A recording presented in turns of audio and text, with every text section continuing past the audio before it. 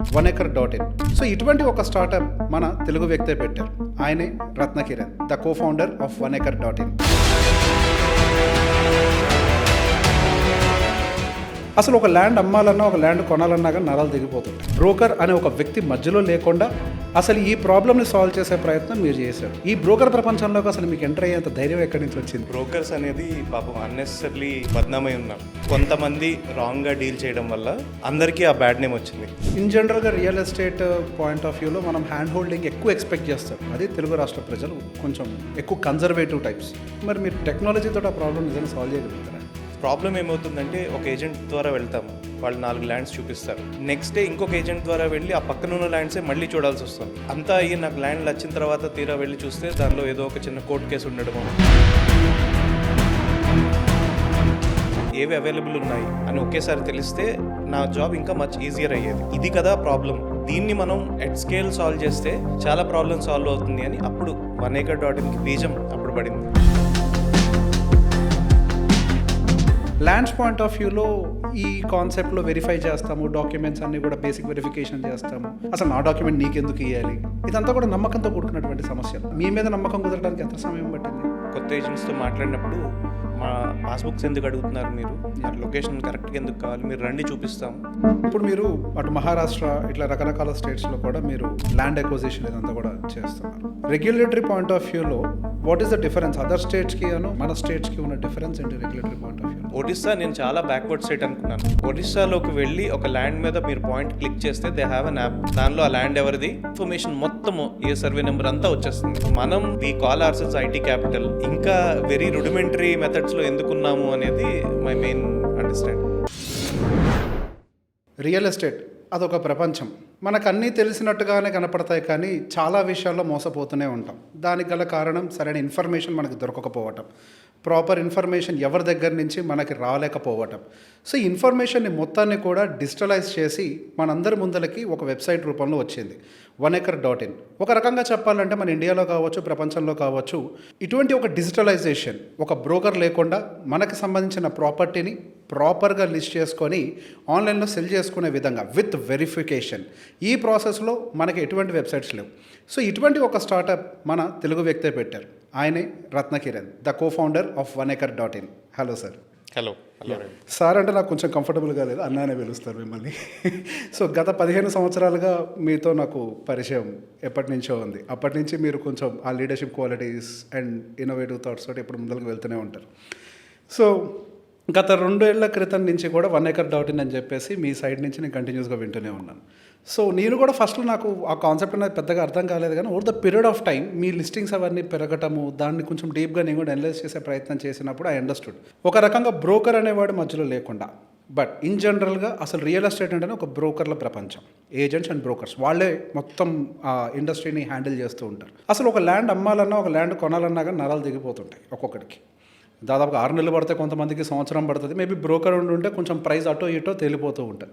But ఆ broker అనే ఒక వ్యక్తి మధ్యలో లేకుండా అసలు ఈ ప్రాబ్లమ్ని సాల్వ్ చేసే ప్రయత్నం మీరు చేశారు. ఈ బ్రోకర్ ప్రపంచంలోకి అసలు మీకు ఎంటర్ అయ్యేంత ధైర్యం ఎక్కడి నుంచి వచ్చింది? ఫస్ట్ నువ్వు చెప్పిన దానిలో ఒక చిన్న కరెక్షన్ చేస్తాను. చెప్పండి. సో బ్రోకర్స్ అనేది పాపం అన్నెసెసరీ వాళ్ళని బద్నామై ఉన్నారు. ఓకే. కొంతమంది రాంగ్గా డీల్ చేయడం వల్ల అందరికీ ఆ బ్యాడ్ నేమ్ వచ్చింది. నిజంగా చెప్పాలంటే ఒక విలేజ్లోకి వెళ్ళి ఒక ల్యాండ్ కొనాలి, అసలు ఆ ఇన్ఫర్మేషన్ అనేది సోర్స్ చేయాలి అంటే డెఫినెట్లీ ఏజెంట్స్ అనేవాళ్ళు ఉంటారు. నేను ఏజెంట్ అని పిలుస్తాను, బ్రోకర్ నేమ్ చాలా బద్నాం అయిపోయింది కాబట్టి. ఏజెన్సీ. సో యాక్చువల్ చాలా పని చేస్తారు, అన్ని చోట్ల నుంచి సోర్స్ చేసి తీసుకొస్తారు. సో కరెక్ట్ పీపుల్ని ఐడెంటిఫై చేసి రాంగ్ ఇన్ఫర్మేషన్ ఇచ్చేవాళ్ళని పక్కకు పెడితే ఐ థింక్ చాలా ఇన్ఫర్మేషన్ వస్తుంది. ఎంత ఎక్కువ ఇన్ఫర్మేషన్ ఉంటే మనం అంత రైట్ డెసిషన్ తీసుకోగలుగుతాం. ట్రూ. సో మేము యాక్చువల్గా కాన్సన్ట్రేట్ చేసేది రైట్ ఇన్ఫర్మేషన్ ఇచ్చేవాళ్ళు ఎవరు, దాన్ని ఎలా వెరిఫై చేయాలి, వెరిఫై చేసిన తర్వాతే మనం లిస్ట్ చేస్తే దానికి ఒక ఆథెంటిసిటీ ఉంటుంది. ఓకే. అప్పుడు ఆ ఉన్న ఇన్ఫర్మేషన్ అంతట్లోని యూస్ చేసుకుని we can do best deal ఏంటి అనేది మనం చేయొచ్చు. కాకపోతే బ్రోకర్స్ ఉన్నారు అని అంటే ఇన్ జనరల్గా తెలిసిన వాళ్ళు కావచ్చు, ఏదైనా అవ్వచ్చు, 4-5 ఆప్షన్స్ తీసుకొని వస్తారు. పర్సనల్గా హ్యాండ్ హోల్డింగ్ సెషన్ ఉంటుంది, ఒక రకంగా తీసుకొని వెళ్తారు, కూర్చోబెడతారు, మాట్లాడిస్తారు, ఇవన్నీ జరుగుతూ ఉంటాయి. ఇన్ జనరల్గా రియల్ ఎస్టేట్ పాయింట్ ఆఫ్ వ్యూలో మనం హ్యాండ్ హోల్డింగ్ ఎక్కువ ఎక్స్పెక్ట్ చేస్తారు. అది తెలుగు రాష్ట్ర ప్రజలు కొంచెం ఎక్కువ కన్జర్వేటివ్ టైప్స్. మరి మీరు టెక్నాలజీతో ఆ ప్రాబ్లం నిజంగా సాల్వ్ చేయగలుగుతారా? సో జనరల్గా ఏమవుతుందంటే అంటే నేను ఎక్కడి నుంచో తీసుకొచ్చింది కాదు. నేను పర్సనల్గా ఒక 6 ఇయర్స్ బ్యాక్ ల్యాండ్ కొందాము, ఒక బ్యూటిఫుల్ ప్రాజెక్ట్ చేద్దాము కొండ పక్కన అని కంటిన్యూస్గా 2 ఇయర్స్ తిరిగాను. రోజు కార్ వేసుకుని వికారాబాద్ తిరిగాను. సో ప్రాబ్లం ఏమవుతుందంటే ఒక ఏజెంట్ ద్వారా వెళ్తాము, వాళ్ళు 4 ల్యాండ్స్ చూపిస్తారు. నెక్స్ట్ డే ఇంకొక ఏజెంట్ ద్వారా వెళ్ళి ఆ పక్కన ఉన్న ల్యాండ్సే మళ్ళీ చూడాల్సి వస్తుంది. సో ఒకేసారి అసలు ఏమేమి ఉన్నాయి, ఏవి అవైలబుల్ ఉన్నాయి అని ఒకేసారి తెలిస్తే నా జాబ్ ఇంకా మచ్ ఈజియర్ అయ్యేది. ఓకే. రెండోది, వాళ్ళు తీసుకువెళ్తారు కానీ వాళ్ళ దగ్గర ఇన్ఫర్మేషన్ వాట్సాప్లో కొంత ఉండి కొంత లేక, ఫొటోస్ ఉంటే లొకేషన్ ఉండదు, లేదంటే దాని డాక్యుమెంట్స్ ఉండవు, ఉండి లేక దాన్ని కొన్నిసార్లు డిలీట్ అయిపోయి వాళ్ళు చాలా ఇబ్బంది పడుతున్నారు. సో అంతా అయ్యి నాకు ల్యాండ్ వచ్చిన తర్వాత తీరా వెళ్ళి చూస్తే దానిలో ఏదో ఒక చిన్న కోర్ట్ కేసు ఉండడము, ఈ డేటా అంతా నాకు ముందే తెలిస్తే నేను మచ్ మోర్ ప్రిపేర్డ్గా హైదరాబాద్లోనే అన్నీ చూసుకుని రాగలుగుతాను. ఓవర్ ద 6 months అదంతా నేర్చుకుని దాన్ని ముందే నాకు ఇన్ఫర్మేషన్ పంపించండి, పాస్బుక్ లొకేషన్, నేను ఆన్లైన్లో వెరిఫై చేసుకుని అప్పుడు నాకు నచ్చినవి చూసుకుని వస్తాను. దానికి రోడ్డు ఉందా లేదా, మీరు కరెక్ట్ లొకేషన్ పంపించారా లేదా అనేది చూసుకుని నేను చేయడం మొదలుపెట్టాను. చేసిన తర్వాత ఫ్రెండ్స్ అండ్ ఫ్యామిలీ కూడా ఇదేదో బాగుందని అందరూ నన్ను కన్సల్ట్ చేయడం మొదలుపెట్టారు. ఓకే. వెనసే ఫ్రెండ్స్ అండ్ ఫ్యామిలీ ఎప్పటి నుంచో రియల్ ఎస్టేట్లో ల్యాండ్స్ కొంటున్న వాళ్ళు కూడా నన్ను కన్సల్ట్ చేయడం మొదలుపెట్టారు. సో ఇది ఫ్రెండ్స్ అండ్ ఫ్యామిలీకి ఆఫర్ చేస్తూ అసలు మనం ఇది కదా ప్రాబ్లం, దీన్ని మనం ఎట్ స్కేల్ సాల్వ్ చేస్తే చాలా ప్రాబ్లం సాల్వ్ అవుతుంది అని అప్పుడు 1acre.inకి బీజం అప్పుడు పడింది. ఓకే. ఇది బూట్ స్ట్రాప్ మోడల్లోనే రన్ అవుతుంది. ఇంకా బూట్ స్ట్రాప్ మోడల్లోనే రన్ అవుతుంది. 2 years అవుతుంది అనుకుంటే అప్రాక్సిమేట్గా. లైవ్ వెళ్ళి 2 years లైవ్ వెళ్ళి 2 years అవుతుంది. ఫండింగ్ ఎందుకు ట్రై చేయలేదు? డెఫినెట్గా కాన్సెప్ట్ కొత్తదే కదా. ఫండింగ్ ఇనీషియల్లీ మధ్యలో కొంత అనుకున్నాము, కానీ కొంతమందితో మమ్మల్ని ఆన్లైన్లో రీచ్ అయిన వాళ్ళు ఉన్నారు. కొంతమందితో మాట్లాడిన తర్వాత మా టైప్ ఆఫ్ ప్రోడక్ట్కి ఫండింగ్ చేయాలనుకునే వాళ్ళకి మేము అర్థం కాలేదు, ఆర్ మేము సాల్వ్ చేయాలనుకున్న ప్రాబ్లం మేబీ అది ఎట్ స్కేల్ సాల్వ్ అవుతుందని మేబీ అర్థం కాలేదు బేసికలీ ప్రోడక్ట్, ఇంకెవరు లేరు కాబట్టి. So after point of time maybe మాకు ఫండింగ్ కూడా అవసరం లేదేమో, అనవసరంగా మనం ఫండింగ్ రేస్ చేసి కాషియస్గా లేకుండా ఎక్స్ట్రా మనీ బర్న్ చేసి వేరే వాళ్ళ మనీ బర్న్ చేసిన వాళ్ళం అవుతామేమో అని. సో ఫండింగ్ అంత అవసరం అనిపించలేదు. డెఫినెట్లీ అక్కడ రెస్పాన్సిబుల్గా మీ థాట్ కనపడుతుంది, కానీ స్కేలప్ అవ్వాలి అని అంటే ఫండింగ్ అనేది డెఫినెట్గా అవసరం పడవచ్చు. ఫాస్ట్గా అవుతారు కదా. సో చెప్తాను, 1 year మేము ఓన్లీ తెలంగాణ కావాలని కాన్సన్ట్రేట్ చేసాం, బయట ల్యాండ్స్ ఎక్కడా లిస్ట్ చేయలేదు. సో మల్టిపుల్ టైమ్స్ మా ప్రోడక్ట్ని మారుస్తూ ఐటరేట్ చేస్తూ మా ప్లేగ్రౌండ్ లాగా తెలంగాణ లిస్టింగ్స్ని యూస్ చేసుకున్నాం. సో మేము అంతా కరెక్ట్ అయ్యి అంతా తెలంగాణ చేయగలిగిన రోజున మేము ఆన్లైన్ స్కేలప్ అవ్వడానికి మాకు పెద్ద ఫండింగ్ క్రంచ్ ఏం అనిపించలేదు. సో ప్లస్ ఆ కొంచెం మనీ కావాల్సింది మాకు వచ్చిన ఇన్ఫర్మేషన్, ల్యాండ్స్ గురించి ఇన్ఫర్మేషన్ అన్ని వైపుల నుండి వస్తుంది. మా దగ్గర ఉన్న మనీని స్మార్ట్గా ఇన్వెస్ట్ చేస్తూ అమ్ముతూ ఉంటే ఆ మనీ మాకు సరిపోయింది. సో మీరు ఫైనాన్షియల్ మేనేజ్మెంట్ కూడా చేస్తున్నారు ప్యారలల్లీ మీకున్న డబ్బులతోటి, resource management in a way. Yes. Okay. మీరు స్టార్ట్ చేసినప్పుడు ఎంప్లాయీస్ ఎంతమంది? We started with 6-7 people. ఇప్పుడు 30 people. ఇప్పుడు మీ వాల్యుయేషన్ ఎంత మీ కంపెనీకి? అంటే we didn't get in to that game. Number గేమ్లోకి వెళ్ళలేదు ఇంకా. అంటే దాన్ని ఎలా వాల్యూ చేయాలి అంటే there are different ways of valuing it. Maybe last time when we reached out or people reached out to us, అప్పుడు we looked at 100 crores. Okay. But ఇది at least 1 year back story. Okay. So మీరు దిగేటప్పుడు ముందు estimate చేసుకున్నారా ఎంత budgeting అవుతుంది ఇదంతా కూడా? ఎస్, రఫ్లీ ఒక అండర్స్టాండింగ్ ఉంది. అనుకుంది మీట్ అయిందా, డివియేట్ అయిందా? అనుకున్న దీని స్కేల్లోనే వెళ్తున్నాం. అనుకున్న స్క్వేర్లో వెళ్తున్నారు. So here I can understand you're managing it properly. So majority of the startups fails in financial management particular. అంటే I'm lucky because my other co-founder తను is BITS and I'm graduate. So నేను కాకపోయినా financial person. So already 700 people కంపెనీని bootstrap మోడల్లో raise చేసి ఇద్దరు friends they're running it successfully. Okay. So I have the privilege of having him in the company. సహజంగా ఇట్లాంటి concept మార్కెట్లోకి తీసుకెళ్లాలనుకున్నప్పుడు చాలా టైం పడుతుంది, యాక్సెప్టెన్స్ అనేది ఉండదు. ఎనీ న్యూ ప్రోడక్ట్ అది మనం కొంచెం రిజిడ్గా ఉంటాం. అది ఇండియా డిఎన్ఏలోనే ఉంది, ఈవెన్ ఇండియన్ గవర్నమెంట్ డిఎన్ఏలో ఉంది, ఇండియన్ డిఎన్ఏలో కూడా ఉంది. కొత్త ప్రోడక్ట్ని వీటన్నిటిని కూడా యాక్సెప్ట్ చేయటం, అది డిజిటల్గా ఉంటుంది, అది ఆన్లైన్లో ఉంటుంది, ప్రతిదీ కనపడుతుంది. ఇదంతా కొంత కొత్త కాన్సెప్ట్. ఏదో రకరకాల కాన్సెప్ట్స్ ఇంతకుముందు మ్యాజిక్ బ్రిక్లో ఏదో అపార్ట్మెంట్స్ ఇటువంటివన్నీ ఉన్నాయి, కానీ ల్యాండ్స్ పాయింట్ ఆఫ్ వ్యూలో ఈ కాన్సెప్ట్లో వెరిఫై చేస్తాము, డాక్యుమెంట్స్ అన్నీ కూడా బేసిక్ వెరిఫికేషన్ చేస్తాము. అసలు నా డాక్యుమెంట్ నీకెందుకు ఇవ్వాలి, ఇదంతా కూడా నమ్మకంతో కూడుకున్నటువంటి సమస్యలు. మీ మీద నమ్మకం కుదరడానికి ఎంత సమయం పట్టింది? ఇనీషియల్గా టైం పట్టింది. అంటే majority of the information agents దగ్గర ఉంది. ల్యాండ్ ఓనర్ ఇప్పుడు నా దగ్గరకు ఒకళ్ళు వస్తే వాళ్ళు ఒకటే ల్యాండ్ పెడతారు, 2 పెడతారు. బట్ నేను ఒక ఏజెంట్ని కన్విన్స్ చేయగలిగితే నాకు అట్లీస్ట్ 50 ల్యాండ్స్ తీసుకొస్తారు. ఓకే. సో ఏజెంట్స్ని కన్విన్స్ చేయడానికి పెద్ద ప్రాబ్లం. ఎందుకంటే ఏదన్నా కరెక్ట్గా అడిగినప్పుడు వాళ్ళకి భయం, నేను ఎక్కడ డైరెక్ట్గా ఓనర్ని అప్రోచ్ అయ్యి ఆ ల్యాండ్ ఇంకెవరికన్నా ఇప్పిస్తానేమో, వాళ్ళని తప్పబడ్డానికి లేదు, చాలా వాళ్ళతో ఆల్రెడీ జరిగి ఉంటాయి. సో ఈ భయం అనేది నేను ఏ రోజైతే క్రాక్ చేశానో, ప్రోడక్ట్ వచ్చి నిజంగా వాళ్ళకి కాల్స్ వచ్చి ఎప్పుడైతే కొన్ని కాల్స్ రావడం మొదలయ్యాయో, ఒక ఏజెంట్ నాకు ఫోన్ చేస్తారు, నేనేంటి ఎక్కడి నుంచో ఊరు నుంచి వచ్చి నాకు రోజు బెంజ్ కార్లు వస్తున్నాయి శంషాబాద్ దగ్గర, నాకు రోజు కాల్స్ వచ్చి డైరెక్ట్గా జనాలు వస్తున్నారు, నాకేం అర్థం కావట్లేదు. సో ఆ ట్రస్ట్ ఎప్పుడైతే అయ్యిందో వాళ్ళు ఇంకా ల్యాండ్స్ డంప్ చేయడం మొదలుపెట్టారు. ఓకే. ఈ ఒక ఆయన యాక్చువల్ చాలా లేట్గా స్టార్ట్ అయ్యాడు మహబూబ్ నగర్ దగ్గర. ఈ కాన్సెప్ట్ నచ్చి ఇంక రోజు పొద్దున్నే 6ంటికి లెగుస్తాడు, రోజు డైరెక్ట్గా అన్ని విలేజెస్కి వెళ్ళి ల్యాండ్ ఓనర్స్తో రైతులతో కూర్చుని పర్సనల్గా విజిట్ చేసి ఈ రోజున మాకు top most listing 350 lands list చేశారు. ఓకే. ఓకే. సో ఈ ప్రాబ్లం ఇనీషియల్గా క్రాక్ చేయడానికి కొంత టైం పట్టింది. కానీ ఎప్పుడైతే తర్వాత వచ్చిన వాళ్ళందరూ ఆల్రెడీ ఉన్న వాళ్ళకి మేము నెంబర్స్ డైరెక్ట్గా ఇచ్చేస్తున్నాం, ఆల్రెడీ ప్రోడక్ట్ని చూశారు. సో ఎప్పుడైతే అది ఆల్రెడీ డైరెక్ట్గా కనపడుతుందో వాళ్ళకి కాల్ చేసి వాళ్ళతో మాట్లాడి నిజంగా మీకు కాల్స్ వస్తున్నాయా, వీళ్ళు ఏమైనా ఛార్జ్ చేస్తున్నారా, అంత ఇన్ఫర్మేషన్ తీసుకున్న తర్వాత ఇప్పుడు చాలా ఈజీ అయిపోయింది. ఇప్పటివరకు ఎన్ని ల్యాండ్స్ లిస్టెడ్ ఉన్నాయి మీ వాటిలో? తెలంగాణలో 5000 ల్యాండ్స్, 5000. ఇప్పుడు సౌత్ ఇండియాలో ఎక్స్పాండ్ అయ్యి ఇంకొక 2-3,000 across all states around south India. First 100 lands list అవ్వడానికి ఎంతకాలం పట్టింది? ఫస్ట్ 100 ల్యాండ్స్ మాకు ఓన్గా తెలిసిన ఏజెంట్స్ ఉన్నారు. ఓకే. సో వాళ్ళతో చెప్పి ఐ థింక్ ఫస్ట్ 500 క్విక్గానే పెట్టగలిగాం. సో ఒక రకంగా 2 ఇయర్స్లో 5000 ల్యాండ్స్ లిస్టింగ్ జరిగింది అని అంటే అది ఫాస్ట్గా మూమెంటం వచ్చినట్టు, అంటే people are accepting the product. Networking ఏదైనా హెల్ప్ చేసుకుంటుందా మీకు? అంటే మీకు చెప్పారు ఇందాక మీ తెలిసిన ఏజెంట్స్ వీళ్ళందరూ. లేదు, ఇనీషియల్గా అసలు లిస్టింగ్ ఎలా ఉంటుంది అదంతా టెస్ట్ చేయడానికి, అప్లోడ్ చేయడానికి తెలిసిన ఏజెంట్స్ హెల్ప్ అయ్యారేమో కానీ, బట్ దాని తర్వాత ఇట్ ఈస్ ఆల్ అంతా బయట నుంచి వచ్చి రీచ్ అవుట్ అయింది ఎక్కువ. ఓకే. సో బయట నుంచి యాక్సెప్టెన్స్ స్టార్ట్ అయింది. అవును. ఓకే. సో మీరు మార్కెటింగ్ అంటే ఇన్ ద సెన్స్ లైక్ జనాల్లోకి తీసుకువెళ్ళడానికి డెఫినెట్గా we have to shout out ఏదో ఒక రూపంలో. ఆల్మోస్ట్ 1 lakh ప్లస్ ఫాలోవర్స్ వరకు కూడా ఇన్స్టాగ్రామ్లో బిల్డ్ చేశారు. 5000 ల్యాండ్స్ లిస్ట్ అయ్యాయంటే డెఫినెట్గా రీచ్ పెరుగుండి ఉండాలి, అదంత ఈజీగా జరిగేది కాదు. ఏ మార్కెటింగ్ స్ట్రాటజీ యూజ్ చేశారు? అసలు ఎన్ని రకాల స్ట్రాటజీస్ ఫస్ట్ తయారు చేశారు, ఎన్ని ఫెయిల్ అయ్యాయి, ఏది ఫైనల్ అయింది? I think for everything that is successful ఒక అట్లీస్ట్ 10 ఫెయిల్ అయిన బ్యాక్ సైడ్ ఉంటాయి. Okay. But there is nothing wrong in trying. So ఇనీషియల్గా డెఫినెట్లీ సోషల్ మీడియా ప్రెజెన్స్ ఉండాలి అనేది it was a no brainer. I'm not a very camera friendly person.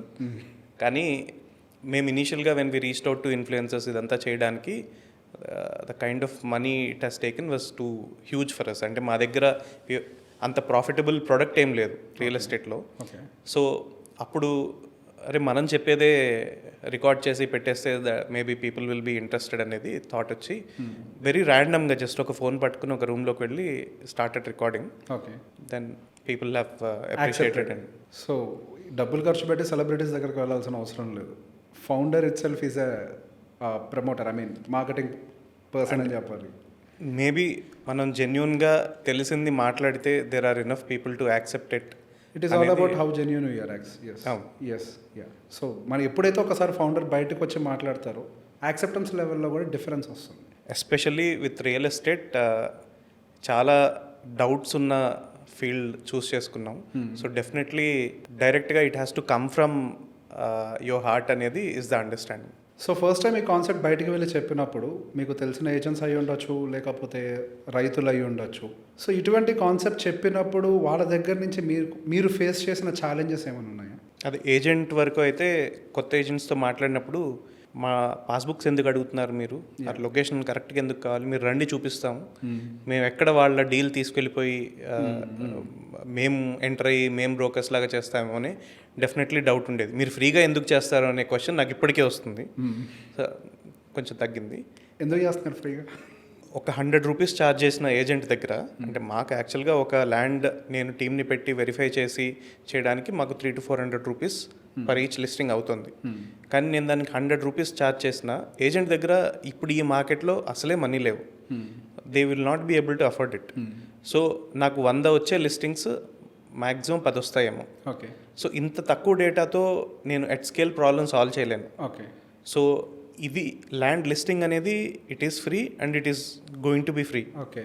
కానీ మాకు అంటే I think we can make money elsewhere. Okay.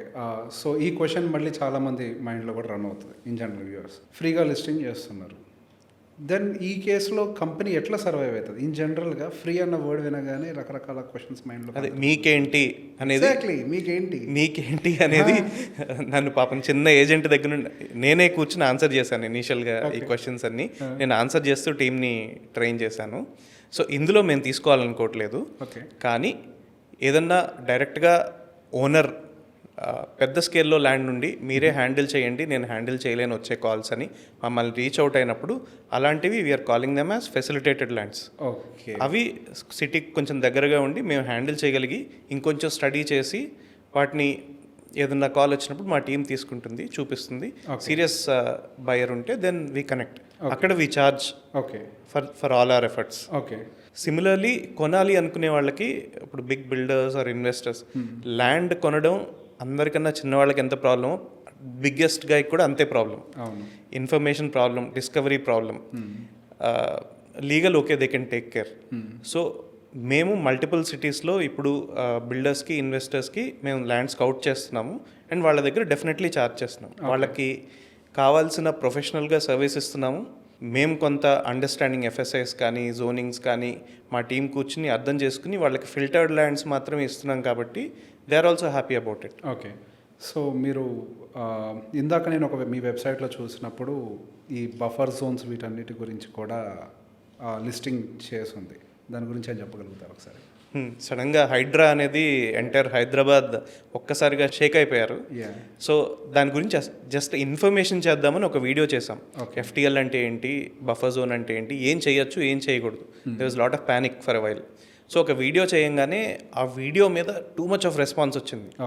వచ్చి ప్రతి ఒక్కళ్ళు desperately started asking us, ఈ లేక్ ఉందా, మా ల్యాండ్ ఉందా, ఇదంతా హ్యాండిల్ చేయలేకపోయాం. సో ఒక్కొక్క లేక్ దాన్ని డిజిటైజ్ చేసి ఎఫ్టీఎల్ ఏంటి, ఆన్లైన్లో ఇన్ఫర్మేషన్ ఉంది, దానికి పీపుల్కి అర్థమయ్యే విధంగా ప్రజెంట్ చేయడానికి ఒక్కొక్క లేక్ చేద్దాం అనుకుంటే it was too much to handle. So ఇలా కాదు, మనం ఏది చేసినా ఎట్ స్కేల్ చేయాలి. సో హైదరాబాద్ చుట్టుపక్కల హైడ్రా జ్యూరిస్డిక్షన్లోకి వచ్చే లేక్స్ అన్నీ ఒక 1000 లేక్స్ డిజిటైజ్ చేసేసి ఎఫ్టీఎల్ బఫర్ జోన్స్తో డిజిటైజ్ చేసి మేము ఇనీషియల్గా ప్రీమియం సబ్స్క్రైబర్స్కి ఇద్దాం అనుకున్నాం. ఇంత ఎఫర్ట్ పెట్టాం, చాలా ఖర్చు పెట్టామని. కానీ ఎక్కడో కాన్షియస్నెస్ అవ్వలేదు. మనం వరదలప్పుడు పడవ వ్యాపారం చేయకూడదు అనే ఒక అండర్స్టాండింగ్తో we made it free. And I think it is free till date. So what it has become a level playing ground. ఇప్పుడు ఎవరిది హైడ్రా జోన్లో అంటే హైడ్రా ఐ మీన్ ఎఫ్టీఎల్లో బఫర్లో ఉందా లేదా అనేది తెలుసుకోవడం మచ్ ఈజీ అయింది. డెమోక్రాటిక్గా ఏ ల్యాండ్స్ ఉన్నాయి, ఏ ల్యాండ్స్ లేవు, మనది ఎందుకు పగలగొడుతున్నారు, ఇంకా ఇంకొకటి ఎందుకు చేయట్లేదు అనేది అందరికీ ఇన్ఫర్మేషన్ అనేది ఈజీగా అవైలబుల్ అయినప్పుడు we are winning in democracy. Okay. So మీరు అట్లా ఫ్రీగా ఇచ్చుకుంటూ పోతే బిజినెస్ ఎప్పుడు చేస్తారు? I think what we believe is ల్యాండ్లో చాలా ప్రాబ్లమ్స్ ఉన్నాయి. Whatever we can solve with least effort, ఎక్కువ పెద్ద ప్రాబ్లమ్స్ మనం ఏవి సాల్వ్ చేయగలిగితే ప్రాబ్లమ్స్ సాల్వ్ చేసుకుంటూ వెళ్తే I think money will come. Okay. So you are following the process, so the money will follow the process. Yes. Okay. So basic ఇందాక మీరు ఒక లీగల్ ఇష్యూస్ గురించి కూడా మాట్లాడారు. బిగ్ ప్లేయర్స్ అయితే లీగల్ ఇష్యూస్ని వాళ్ళు హ్యాండిల్ చేసుకోగలుగుతారు. చిన్న ప్లేయర్స్కి డెఫినెట్గా ఒక నార్మల్ రీటైలర్ ఆడియన్కి లీగల్ ఇష్యూ చాలా పెద్ద కన్సర్న్. ల్యాండ్ కొంటాము, కొన్న తర్వాత అది మందో లేదో అని గ్యారంటీ లేదు. ఎవరో ఒకళ్ళు వచ్చి, ఎవరు రాకపోతే మంది, ఎవరైనా వస్తే మంది కాకపోవచ్చు. ఆ ఇష్యూని ఎట్లా సాల్వ్ చేయగలుగుతున్నారు మీరు? సో ల్యాండ్లో మెయిన్గా 3 ప్రాబ్లమ్స్ ఉన్నాయి. Discovery of land, A lands ఎక్కడున్నాయి, ఏవి సేల్కి ఉన్నాయి అనేది మన దగ్గర ఇన్ఫర్మేషన్ అనేది చాలా స్కాటర్డ్, చాలా ఒపేక్ ఇన్ఫర్మేషన్. సో అంతా ఒక చోటకి తీసుకొస్తే ఆ ప్రాబ్లం సాల్వ్ అయిపోయింది. రెండోది ప్రైస్ డిస్కవరీ. ఈ ల్యాండ్కి ఈ రోజున ఈ ప్రైస్ కరెక్టా కాదా అనేది మనం ఫైనలైజ్ చేసుకునే లోపు ఇంకెవరో చెప్తారు ఇది ఇంతే కదా, తక్కువ ఉంది అని. అది 2 years బ్యాక్ ఇన్ఫర్మేషన్ వాళ్ళకు ఉన్నది. కానీ దీనివల్ల ఇది కొనకుండా ఆగిపోతాం. సో చుట్టుపక్కల ఏ ల్యాండ్స్ ఎంత ప్రైస్కి ఉన్నాయి అనేది మనకి ఇన్ఫర్మేషన్ వస్తే ఇది కరెక్టా కాదా అనేది రఫ్లీ ఒక అండర్స్టాండింగ్ వస్తుంది. సో ప్రైస్ వ్యాలిడేషన్ అక్కడ సాల్వ్ అవుతుంది. Third legalities. కోర్స్ లీగాలిటీస్ చాలా పెద్ద sets, it will take lot of time. కానీ మేము రియలైజ్ అయింది ఆన్లైన్ ప్లాట్ఫామ్స్లో మేము ఒక 5 minutesలో సర్వే నెంబర్స్, cadastral డేటా కానీ పాస్బుక్ డేటా కానీ వెరిఫై చేయగలం. అండ్ 80% ఆఫ్ ప్రాబ్లం ఇందులో సాల్వ్ అయిపోతుంది. ఓకే. సో ఇవి ఇంతవరకు మేము సాల్వ్ చేసాం. ఒక ఎగ్జాంపుల్ చెప్తాను. ఒక ఆయన ఎన్ఆర్ఐ సడన్గా నాకు ఒకరోజు ఫోన్ చేసి he started with thank you. Okay. కొంచెం ఇమోషనల్గా మాట్లాడుతున్నాడు. Okay. So what happened was, ఆయన ఎప్పుడో 15 years బ్యాక్ యూఎస్లో సెటిల్ అయిపోయారు. I don't think he has plans to come back. Sagar highway దగ్గర ఒక ల్యాండ్ ఇంకా అమ్మేద్దాం అనుకుని కజిన్కి ఫోన్ చేస్తే ఆయన ఓకే రఫ్లీ ఒక 50 lakhs per acre ఉంటుంది, నాకే కలుస్తుంది, నేను కలుపుకుంటా అన్నారు. అండ్ చిన్నప్పటి నుంచి కలిసి పెరిగిన కజిన్ కాబట్టి మ్యాక్సిమం ఒక 5 lakhs అటు ఇటు ఉంటుంది. He didn't doubt it much. But ఎవరో 1acre.in లింక్ పంపించారు. He went and checked out prices there. Okay. 1.2 crore నుంచి 1.6 crore per acre ప్రైస్. కానీ ఈయన మాత్రం 50 లక్షలు చెప్పాడు. 50 లక్షలు చెప్పారు. హ్యూజ్ డిఫరెన్స్ అది. సో ఆయన లిటరల్లీ ఇమోషనల్గా I cut off my ties with my cousin okay. And ఆపేసి ఇంకా అది 1 acreలో లిస్ట్ చేసుకున్నారు. ఇప్పుడు మీరు ఎన్ఆర్ఐ కేసు చెప్పారు. యాక్చువల్గా ఎన్ఆర్ఐస్కి ల్యాండ్ మేనేజ్మెంట్ అనేది చాలా పెద్ద టాస్క్. నేను ఒక వెల్త్ మేనేజర్ నా దగ్గర ఉండే క్లయింట్స్ అందరూ ఎన్ఆర్ఐస్ ఎక్కువ, మెజారిటీ ఆఫ్ ద క్లయింట్స్. వాళ్ళకి చాలా పెద్ద టాస్క్. అసలు వాళ్ళ ల్యాండ్ ఉందా లేదా. నా క్లయింట్స్ ఏం చెప్తుంటారంటే వాళ్ళ చుట్టుపక్కల వాళ్ళే బెదిరిస్తూ ఉంటారు. ఎందుకంటే మీరు ఎన్ఆర్ఐలు, మీరు వెళ్ళిపోతే రేపు ఎవడో ఒకటి వచ్చి ఏదో ఒకటి వేసేస్తుంటాడు అక్కడ, మీరు కనీసం మానిటర్ కూడా చేయలేరు అని చెప్పేసి బెదిరిస్తూ ఉంటారు. ఇన్ఫ్యాక్ట్ మా క్లయింట్స్ నాకు ఫోన్ చేసి చెప్తూ ఉంటారు, ఎంత ఇట్లా బెదిరిస్తున్నారు, మరి అమ్ముకోండి మాకే అని చెప్పేసి డైరెక్ట్గా బెదిరిస్తున్నారు, ఈ ప్రాబ్లంకి సొల్యూషన్ లేదా అని. గతంలో మాట్లాడినప్పుడు 1 year బ్యాక్ మీరు ప్రాపర్టీ మేనేజ్మెంట్ చేస్తామని చెప్పారు, బట్ మధ్యలో ఏదో ఆగిపోయింది అన్నారు. కెన్ యూ ఎక్స్ప్లెయిన్ అసలు ఎందుకు ఆగిపోయింది, దాన్ని నెక్స్ట్ లెవెల్లో ఎట్లా డెవలప్ చేస్తున్నారు, how can it help NRIs particularly? NRIs అనే కాదు, ఈవెన్ సిటీలో ఉన్న వాళ్ళకి కూడా మంత్కి ఒకసారి ల్యాండ్కి వెళ్ళి రాకపోతే సడన్గా ఎవరు షెడ్ వేసేస్తారో తెలీదు. ఎవరు కార్ పార్కింగ్తో స్టార్ట్ చేస్తారు, నెమ్మదిగా షెడ్ వేస్తారు, నెమ్మదిగా. సో ల్యాండ్ ప్రాపర్టీ మేనేజ్మెంట్ అని అనట్లేదు, కానీ we started doing land monitoring. Okay. So మంత్కి 2 times ఒక మా పర్సన్ వెళ్ళి ఫొటోస్ తీసి సింపుల్గా ఫొటోస్ మాత్రం పంపించేవాళ్ళు. సో ఏదన్నా డీవియేషన్ ఉంటే it was identified and it was rectified. So కానీ ఎట్ స్కేల్ దీన్ని చెయ్యాలి అంటే ఇంత ఆన్ గ్రౌండ్ ఆపరేషన్స్ దీనికి సొల్యూషన్ కాదు. ఏది చేసినా స్కేల్తో చెయ్యాలి అనేది we pulled back. But very soon I think will start land monitoring either with satellite or with drone imagery. How is that possible? So satellite ఈరోజు we can buy data from satellites. Okay. Every 15 days కి ఒకసారి definitely there's a satellite which would give us imagery. Okay. At least over the cities. Okay. So if you buy it at bulk, okay, and if you have enough ఏంటి lands ఒక plots కానీ సిటీలో list అయి ఉంటే అది as low as 100 rupees per month కూడా offer చేయగలుగుతాం. Okay, it is very less price, చాలా తక్కువ అది. Yeah. సో ఎవరైనా ఎక్కడున్నాయినా, ఇప్పుడు మనం హైదరాబాద్లో ఉన్నాం, ఎక్కడో విజయవాడలో ప్రాపర్టీ ఉంది అని అంటే we can monitor from here every 15 days here and there. Ideally we should be able to, yes. Okay. Or another solution is fixed wing drones ఉన్నాయి. They can fly over అంటే చాలా ఎక్కువ ఏరియా మీద fly చేయగలవు. So ఒక సిటీని మొత్తం fly చేసి దాని ఆర్థో ఇమేజ్ క్యాప్చర్ చేయడానికి మేబీ 3-4 days పట్టచ్చు. ఓకే. సో అది ఈచ్ సిటీ అలా చేస్తూ fly over across all cities India చేస్తూ మేబీ అది కూడా ఇంకా much more accurate data we would be able to give. Okay. So దానికి రెగ్యులేటరీ ఇష్యూస్ ఇప్పటి వరకు ఏమైనా ఫేస్ చేశారా, ట్రై చేశారా? Definitely I think drone flying is much more regulated ఈరోజు అవుతోంది. And fixed wing drones fly చేయడం with permissions I think it is possible. So దాంతో we can monitor our, but ఒక ఇండివిజువల్ దాన్ని హ్యాండిల్ చేయలేరు. As a parcel you can run. So ఏది చేసినా స్కేల్లో చేస్తే డెమోక్రటైజ్ అయ్యి కాస్ట్ తగ్గిపోతుంది. ఓకే. సో ఈ కేసులో ఇంకో డౌట్ వచ్చింది మాట్లాడుతుంటే, ప్రైజింగ్లో ట్రాన్స్పరెన్సీ అనేది బయట ఆన్లైన్లో కనపడుతుంది. రిజిస్ట్రేషన్ వాల్యూకి యాక్చువల్గా జరిగే లిస్టెడ్ ప్రైస్ ఆర్ ట్రాన్సాక్షన్ ప్రైస్కి మధ్యలో చాలా డిఫరెన్స్ ఉంటుంది. అన్ఫార్చునేట్లీ అంటే అది ఎవరు సాల్వ్ చేయాలి అంటే గవర్నమెంట్ సాల్వ్ చేయాలి. సో వన్ వే అది చేయడానికి ఏంటి అంటే మీరు రిజిస్ట్రేషన్ వాల్యూస్ని పెంచి కానీ చలాన్ ఛార్జెస్ని తగ్గిస్తే అందరూ ఆబ్వియస్లీ స్లోగా సిస్టమ్ అంతా వైట్లోకి వచ్చేస్తుంది. ఎస్, అవును. సో ఇంకా క్యాష్ అటు ఇటు మూవ్ చేయాల్సిన అవసరం ఉండదు. నేను మహారాష్ట్రలో ల్యాండ్ కొంటున్నాను, ఓకే. నాకు అరౌండ్ 5 lakhs ఏకర్ పడుతున్నాయి. ఆల్మోస్ట్ 4 lakhs per acre అక్కడ రిజిస్ట్రేషన్ వాల్యూస్ ఉన్నాయి. ఓకే. సో అక్కడ పెద్ద క్యాష్ అనే కాంపోనెంటే పెద్దగా రావట్లేదు, సాల్వ్ అయిపోయింది. ఓకే. సో నాకే ఇదే కేసు ఒకటి తగిలింది. లైక్ నాకు ఒక ఎన్ఆర్ఐ సిటిజన్స్, ప్రాపర్ సెటిల్డ్, కంప్లీట్గా పిల్లలందరూ అక్కడే ఎప్పటి నుంచి 30-40 years నుంచి సెటిల్డ్. ప్రాపర్టీస్ అన్ని ఇండియాలో ఉన్నాయి. అది మన తెలంగాణ, ఆంధ్రప్రదేశ్లో రిజిస్ట్రేషన్ వాల్యూకి అని మార్కెట్ ప్రైస్కి మధ్యలో ఉండే ఇది ఎక్కువ చాలా. ఒక ఎన్ఆర్ఐ డబ్బులు తీసుకొని వెనక్కి వెళ్ళిపోవాలి అని అంటే అది చాలా పెద్ద ప్రాబ్లం. కొంత ఆన్లైన్ చేస్తాను, కొంత క్యాష్ ఇస్తానంటే ఆ క్యాష్ని తీసుకుపోవడం చాలా కష్టమైన పని. సో ఇప్పటి వరకు మీ చూసిన కేసెస్లో ఎవరైనా ఎన్ఆర్ఐస్ అటువంటి కేసెస్ ఫేస్ అయ్యారో వాళ్ళు ఎలా అడ్రస్ చేయగలిగారు? చాలా పెద్ద ప్రాబ్లం వాళ్ళకి. ఇండియాలో అంటే అఫ్కోర్స్ ఎన్ఆర్ఎస్ అగ్రికల్చర్ ల్యాండ్ కొనలేరు, కానీ కన్వర్టెడ్ ప్లాట్స్ కానీ ప్లాట్స్ కొనగలుగుతారు. సో మనీ ప్యూర్లీ వెనక్కి తీసుకువెళ్ళలేము అనే ఒక్క రీజన్తో చాలా వచ్చే ఇన్వెస్ట్మెంట్ ఆగిపోతుంది, ఎస్పెషలీ మన తెలంగాణ ఆర్ హైదరాబాద్. ఎందుకంటే యాక్చువల్ వాల్యూస్కి రిజిస్ట్రేషన్ వాల్యూస్కి చాలా డిఫరెన్స్ ఉండడం వల్ల ఇది సమ్టైమ్ ఇట్ ఈస్ 1:10, 1:20, ఒక్కొక్కసారి 1:100 కూడా ఉంటుంది. ఓకే. ఈ ఒక్క రీజన్ మనం సాల్వ్ చేయగలిగితే మన ఇండియన్ ఎన్ఆర్ఐస్ దగ్గర ఉన్న వెల్త్ అంతా కావాలంటే it can be redirected to our state. Okay. So majority of the clients point of వ్యూలో, ఇట్ కుడ్ బి నా క్లయింట్స్ పాయింట్ ఆఫ్ వ్యూలో, యాన్సెస్టర్స్ ప్రాపర్టీస్ అవ్వచ్చు, దెర్ ఆర్ సో మెనీ. చాలా ప్రాపర్టీస్కి డాక్యుమెంటేషన్ కూడా సరిగ్గా తెలుసుకుని ఉండదు. ఎప్పుడో బయటికి వెళ్ళిపోయి ఉంటారు, అసలు ఆ డాక్యుమెంట్స్ ఎక్కడ ఉన్నాయో కూడా సరిగ్గా అవగాహన ఉండదు. యాన్సెస్టర్ ప్రాపర్టీ బై డిఫాల్ట్గా వాళ్ళు పోయిన తర్వాత వాళ్ళకి ట్రాన్స్ఫర్ అయ్యేది. సో ఈ డాక్యుమెంట్ ఐడెంటిఫికేషన్ ఒక పెద్ద ప్రాబ్లమ్గా ఉంది. So is there any solution దాన్ని ఈజీగా సాల్వ్ చేసుకోవడానికి? అంటే డాక్యుమెంట్ మోస్ట్లీ పీపుల్ దగ్గర ఏదో పాత డాక్యుమెంట్ ఉంటుంది, parents would have passed on to them. కానీ ప్లాట్స్ కొని ఉంటారు ఎక్కడో ఊరు బయట, ఆ ప్లాట్స్ ఎక్కడున్నాయో ఏమున్నాయో ఎవరికి ఏం తెలియదు. ఇలాంటి కేసెస్ నా దగ్గరికి చాలా వచ్చాయి.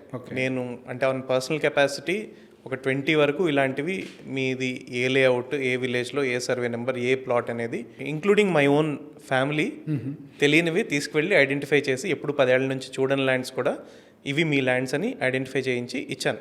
చాలా వరకు మీరు ప్రాపర్టీ మేనేజ్మెంట్ అన్నారు కదా, ల్యాండ్ మానిటరింగ్ చేసినవి అసలు ఫస్ట్ ప్రాబ్లం ఇది వచ్చింది, మా దగ్గర డాక్యుమెంట్ ఉన్నాయి ఐడెంటిఫై చేయండి అప్పుడు మానిటర్ చేద్దరు కానీ. ఓకే. ఇది now we realise this is one more problem. Okay. దీన్ని సాల్వ్ చేయాలంటే again we have to solve it at scale. ఒక్కొక్కళ్ళది నేను ఐడెంటిఫై చేసి దానికి ఫీజ్ ఛార్జ్ చేస్తానంటే it doesn't work. So we started digitising all layouts around Hyderabad. ఒక 5,000 layouts ఉంటాయి అంతే కదా, అన్నిటినీ డిజిటైజ్ చేద్దాం. అండ్ విత్ ఇన్ అంటే maybe 3-4 months you will have it up on the site. So మీరు యూ కెన్ సర్చ్ ఇట్, మీరు అప్రూవ్డ్ లేఅవుట్ బట్టి, లేఅవుట్ నెంబర్ ఉంటుంది, నెంబర్ బట్టి, విలేజ్ బట్టి, సర్వే నెంబర్స్ బట్టి సర్చ్ చేస్తే డైరెక్ట్గా ఆ లేఅవుట్కి వెళ్ళిపోతారు. ఓకే. సో అంటే ఇంకా ఇలాంటి అంటే there are so many number of problems in land. ఒక్కొక్కటి సాల్వ్ చేసుకుంటూ వెళ్దాం. With Hyderabad as the playground, then India మొత్తం, దెన్ మేబీ వరల్డ్ మొత్తం చేద్దాం. Okay, nice. సో తెలంగాణలో ఉన్న మోస్ట్ కామన్ రెగ్యులేటెడ్ ఇష్యూ ఏంటి? అంటే ల్యాండ్లో తెలంగాణలో మేజర్ ప్రాబ్లం ఒకటి ఉంది, సర్వే నెంబర్ మిస్ మ్యాచ్ అనేది చాలా పెద్ద ప్రాబ్లం. ఇప్పటిదాకా రీసర్వే అవ్వలేదు, ఇప్పుడు చేయడానికి దిగుతున్నారు. ఒక 3 villages పైలట్ సర్వే చేశారు. 50s ఏమై ఉంటుందంటే ఒక ఫ్యామిలీ ఒక 5-6 సర్వే నెంబర్లు కలిపి వ్యవసాయం చేస్తుంటారు.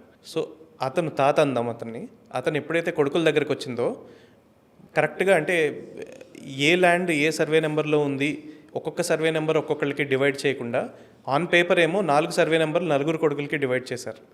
ఇన్ పొజిషన్ ఏమో రోడ్డు ఉంటే ఒకళ్ళ పక్కన ఒకళ్ళు వీళ్ళు పొజిషన్ తీసుకున్నారు. ఇక్కడే సర్వే నెంబర్ మిస్ మ్యాచ్ వచ్చేసింది. ఇప్పుడు ఎప్పుడైతే గ్రాండ్ సన్స్కి వచ్చిందో, మనవాళ్ళకి వచ్చిందో, వాళ్ళు ఇంకా ముక్కలు అయ్యి ఇప్పుడు ఈ సర్వే నెంబర్ ఇక్కడ ఉంటుంది, ఈ ముక్క అక్కడ ఉంటుంది, ఇదంతా పెద్ద మేజ్ అయిపోయింది. వీళ్ళు ఎప్పుడైతే మల్టిపుల్ పీపుల్కి అమ్మేసి వాళ్ళ కొడుకులు వీళ్ళు అవి వచ్చారో ఇది ఒక పెద్ద అన్సాల్వబుల్ మేజ్ అయిపోయింది అనమాట చాలా చోట్ల ఎప్పుడైతే సబ్ డివైడ్ అయిపోయిందో. అండ్ మేజర్ ప్రాబ్లం ఏంటంటే తెలంగాణలో నిజాం టైం తర్వాత ఎప్పుడు రీసర్వే అనేది అవ్వలేదు. మనకు only on paper by 1 by 2 వీళ్ళన్నీ కనిపిస్తాయి, కానీ అది నిజంగా మీరు సర్వేయర్ని అడిగినా ఆ by 1 by 2 ఎక్కడ అనేది వాళ్ళు చెప్పలేరు. దానికి సొల్యూషన్ అనేది రీసర్వే. ఇప్పటికీ మిగతా స్టేట్స్లో అయ్యాయి, చాలాసార్లు అయ్యాయి. ఏపీలో FMB స్కెచ్లని ప్రతి 10 yearsకి ఆన్ గ్రౌండ్ వెళ్ళి ఎవరెక్కడ ఉన్నారు అనేది నోట్ చేస్తూ ఉంటారు.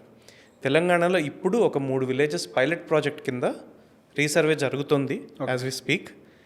వచ్చిన ప్రాబ్లమ్స్ని ఐడెంటిఫై చేసి దాన్ని ఎలా స్కేలప్ చేయాలి, అక్రాస్ తెలంగాణ దాన్ని ప్రాబ్లం ఎలా సాల్వ్ చేయాలనేది ఐ థింక్ ఇప్పుడు స్టార్ట్ అయింది. ఓకే. జనాలు నాకు తెలిసిన కొన్ని ల్యాండ్స్ కొంటూ అమ్ముతూ చాలా చేతులు మారాయి. కానీ తెలంగాణలో 30 to 35% lands survey number miss match అనే ప్రాబ్లంతో ఆగిపోయి ఉన్నాయి. ఓకే. మీరు కొన్నారా, బాగానే ఉంటుంది, రోడ్డు ఉంటుంది, మీరు ల్యాండ్ మెజర్ చేసుకుంటారు సర్వే చేయించి, కానీ దాని మీద రేపు బిల్డింగ్ కట్టాలని పర్మిషన్కి వెళ్తే ఆ సర్వే నెంబర్ మ్యాచ్ అవ్వదు, మీరు ఎప్పటికీ ఏం చేయలేరు. ఓకే. ఎప్పుడైనా ల్యాండ్ కొనాలి అనుకుంటే డెఫినెట్లీ టిప్పన్ అని ఉంటుంది ఒక సర్వే నెంబర్కి. అది గవర్నమెంట్ సర్వేర్ అయినా ప్రైవేట్ సర్వేర్ అయినా టిప్పన్ సర్వే చేయించి ఆ సర్వే నెంబర్స్ మ్యాచ్ అవుతున్నాయా లేదా చూసుకుని మాత్రమే కొనాలి. ఓకే. ఓకే. సో ఇప్పుడు మీరు అటు మహారాష్ట్ర ఇట్లా రకరకాల స్టేట్స్లో కూడా మీరు ఆ real estate acquisition, I mean land acquisition ఇదంతా కూడా చేస్తున్నారు. రెగ్యులేటరీ పాయింట్ ఆఫ్ వ్యూలో what is the difference other స్టేట్స్కి అను మన దగ్గర ఉన్న మన స్టేట్స్కి ఉన్న డిఫరెన్స్ ఏంటి రెగ్యులేటరీ పాయింట్ ఆఫ్ వ్యూలో? అంటే ఒక పాయింట్ ఆఫ్ టైంలో combined AP we were very ahead of all other states. Land డిజిటైజేషన్స్లో కానీ వీటన్నిటిలో సమ్వేర్ ఐ థింక్ మనం వెనక్కి వెళ్ళాము and all other states have caught up so much. నేను మీకు ఒక స్టేట్ ఎగ్జాంపుల్, ఒడిస్సా నేను చాలా బ్యాక్వర్డ్ స్టేట్ అనుకున్నాను. ఒడిస్సాలోకి వెళ్ళి ఒక ల్యాండ్ మీద మీరు పాయింట్ క్లిక్ చేస్తే దే హ్యావ్ అన్ యాప్. దానిలో ఆ ల్యాండ్ ఎవరిది, దగ్గరలో ఉన్న ఫారెస్ట్ ఎంత, హైటెన్షన్ లైన్ ఎంత దూరంలో ఉంది, నియరెస్ట్ వాటర్ బాడీ ఎంత దూరంలో ఉంది, ఇన్ఫర్మేషన్ మొత్తము ఏ సర్వే నెంబర్ అంతా వచ్చేస్తుంది. ఓకే. మనం we call our IT capital and ఉండి హైదరాబాద్లో వైఆర్వి ఇంకా వెరీ రుడిమెంటరీ మెథడ్స్లో ఎందుకున్నాము అనేది మై మెయిన్ అండర్స్టాండింగ్. రీసెంట్గా ఒక పెద్ద రియల్ ఎస్టేట్ టైకోన్ తోటి ఇంటర్వ్యూ చేసేప్పుడు ఆయన ఒక మాట చెప్పారు ఇదే ప్రశ్నకి. మన సిస్టంలో అటు బ్యూరోక్రాట్స్ కావచ్చు, పొలిటీషియన్స్ కావచ్చు, దీన్ని రెగ్యులేట్ కానివ్వకుండా చాలా కష్టపడుతున్నారు అని. మేబీ మన Hyderabad actually as you said మంది టెక్ హబ్ అనొచ్చు ఒక రకంగా. బెంగళూరు, హైదరాబాద్ ఇదంతా కూడా ఒక టెక్ హబ్ లాంటిది. బట్ మన హైదరాబాద్లో ఉండే డిస్ప్యూట్స్ ఇంకా నాకు తెలిసి వేరే ఏ స్టేట్లో కూడా కనిపిస్తూ ఉండవు. చాలామంది డబ్బులు పోగొట్టుకుంది కూడా హైదరాబాద్లో ఎవరైతే ఇన్వెస్ట్ చేసి ఉన్నారో చాలామంది ఆ పాయింట్లో నష్టపోయి ఉన్నారు. సో వేరే కంట్రీస్తో కంపేర్ చేస్తే real estate when you take like US అవ్వచ్చు, యూకే అవ్వచ్చు, దుబాయ్, ఇప్పుడు రీసెంట్గా real estate point of view బాగా డెవలప్ అవుతున్న దుబాయ్ అయి ఉండొచ్చు. అక్కడున్న రెగ్యులేటరీ అథారిటీస్కి మన దగ్గర ఉన్న రెగ్యులేటరీ అథారిటీస్కి మధ్యలో ఉండే డిఫరెన్స్ ఏంటి? మనం ఏ సిస్టమ్ని అడాప్ట్ చేసుకుంటే మన రియల్ ఎస్టేట్ సెగ్మెంట్ అనేది స్ట్రీమ్లైన్ అవ్వగలుగుతుంది? So I think information problem అనేది వేరియస్ లెవెల్స్లో ప్రతి ప్లేస్లో ఉంది. ఇండియా ఒక్కటే అని నేను అనను, ఇండియాలో ప్రాబ్లమ్స్ ఉన్నాయి, అదర్ ప్లేసెస్లో కూడా ప్రాబ్లమ్స్ ఉన్నాయి. కానీ అట్లీస్ట్ బేస్ డేటా, ఇప్పుడు మీరు అన్నట్టు యూఎస్కి వెళ్ళి ఏ ఏరియాలో ల్యాండ్ ఎంతకి సేల్ అయింది అనేది మీరు రిజిస్ట్రేషన్ వాల్యూస్ తీస్తే సింపుల్గా వచ్చేస్తాయి. ఆ డేటా బట్టి ఎలా పెరిగింది ఇదంతా మీరు అనలైజ్ చేయడానికి అంతా చాలా ఈజీగా అయిపోతుంది. మన దగ్గర ఆ బేస్ డేటా అనేదే లేదు. సో ఇప్పుడు మేము చేసేదంతా బేస్ డేటా బిల్డ్ చేయడానికి ట్రై చేస్తున్నాం. ఓకే. బేస్ డేటా బిల్డ్ అయిన తర్వాత ఇంకా there is so much scope to do. So again if I have to put it, I think మనము రైట్ డైరెక్షన్లో ఉన్నాం. ఐ థింక్ సెంట్రల్ గవర్నమెంట్ కూడా it is funding all states for resurvey and డిజిటైజేషన్కి separate, both urban ల్యాండ్స్కి rural ల్యాండ్స్కి మొత్తం resurvey అయ్యి digitisation అవ్వడానికి దే ఫండెడ్. సో అయిన తర్వాత మొత్తం కంట్రీ వైడ్ ఎక్కడన్నా కూర్చొని రిజిస్ట్రేషన్ చేయగలిగేలాగా maybe it will happen in 5 years. Okay. Is that is what they are aiming for. So price transparency అనేది వస్తుంది. ప్రైస్ ట్రాన్స్పరెన్సీ అంటే మల్టిపుల్ సైడ్స్ నుండి గవర్నమెంట్, అది ప్యూర్లీ గవర్నమెంట్ చేయాల్సింది, బట్ గవర్నమెంట్కి సపోర్ట్గా whatever we can do from private side we're doing it. Okay. So when it comes to Kokapet, ఈ land రీసెంట్గా హైప్ అయింది ఏంటి, 100 crores per acre అనే ఒక హైప్ బాగా క్రియేట్ అయింది. అది స్పెక్యులేటెడ్ యాక్టివిటీ అంటారా, రియల్ ప్రైస్ అంటారా? అంటే అది స్పెక్యులేటెడ్ ప్రైజింగ్ 100 crores అనేది నేను చాలామంది ఎక్స్పర్ట్స్ దగ్గర విన్నాను. కానీ I know your an architect, I knew you as an architect. So హైదరాబాద్లో unlike any other city FSI అనేది మనకి లేదు. ఎక్స్ప్లెయిన్ చేయండి FSI for audience. So FSI is floor space index, or మనం ఎఫ్ఐఆర్ ఫ్లోర్ ఏరియా రేషియో అంటాము. సో ఒక land ఉంటే, ఒక 1 acre ల్యాండ్ ఉంది అంటే 40,000 SFT రఫ్లీ, దానికి ఒక 2 FSI అనేది, మిగతా అన్ని స్టేట్స్లో ఎఫ్ఎస్ఐస్ ఫిక్స్డ్ ఉంటాయి. ఓకే. సో 40,000 SFT ల్యాండ్ మీద 2 FSI ఉంటే మీరు 80,000 SFT బిల్డింగ్ కట్టొచ్చు. ఓకే. ఎస్. సో అది మీరు ఒక సింగిల్ టవర్ హై రైస్ కట్టారా, లేకపోతే 5 ఫ్లోర్స్ మొత్తం స్ప్రెడ్ చేసి కట్టారా, మీరు ఏది చేసినా ఆ 2 FSI is your maximum limit. So దీనివల్ల ఏమవుతుందంటే ఒక ఏరియాలో ఎంతమంది ఉండబోతున్నారు, ఎంత బిల్డింగ్స్ రాబోతున్నాయి అనేది ముందుగా ప్లానర్స్ దాన్ని ఎస్టిమేట్ చేయగలుగుతారు. దానికి తగ్గట్టుగా రోడ్స్ కానీ, డ్రైనేజ్ కానీ, అదర్ సర్వీసెస్ కానీ ముందుగా డిజైన్ చేయగలుగుతారు. సో హైదరాబాద్లో ఆర్ కంబైన్డ్ ఆంధ్ర అండ్ తెలంగాణలో ఈ FSI అనేది ఎప్పటి నుంచి నాకు తెలిసినప్పటి నుంచి లేదు. ఓకే, మనం హై రైజెస్ కట్టనంత వరకు ప్రాబ్లం లేదు. ఓకే, ఆ బైలాస్ సెట్ బ్యాక్స్తో మోర్ ఆర్ లెస్ అంతే బిల్టప్ ఏరియాస్ వచ్చాయి. ఎప్పుడైతే హై రైజెస్ స్టార్ట్ అయ్యాయో అన్లిమిటెడ్ FSIని నేనైతే మనం వీఆర్ మిస్యూజింగ్ ఇట్ అనే అనుకుంటాను.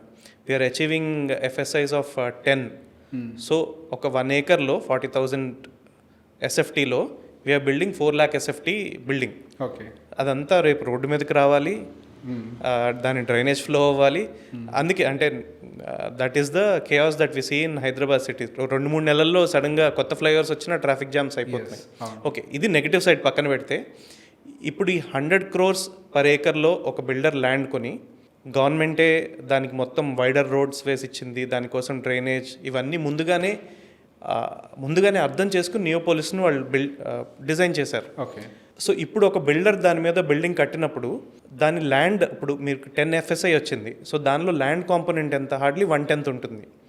అలాంటప్పుడు మీకు ల్యాండ్ అది 60 crores అయితే ఏంటి, 100 అయితే ఏంటి, 150 అయితే ఏంటి, యాక్చువల్ పెద్ద డిఫరెన్స్ ఉండట్లా.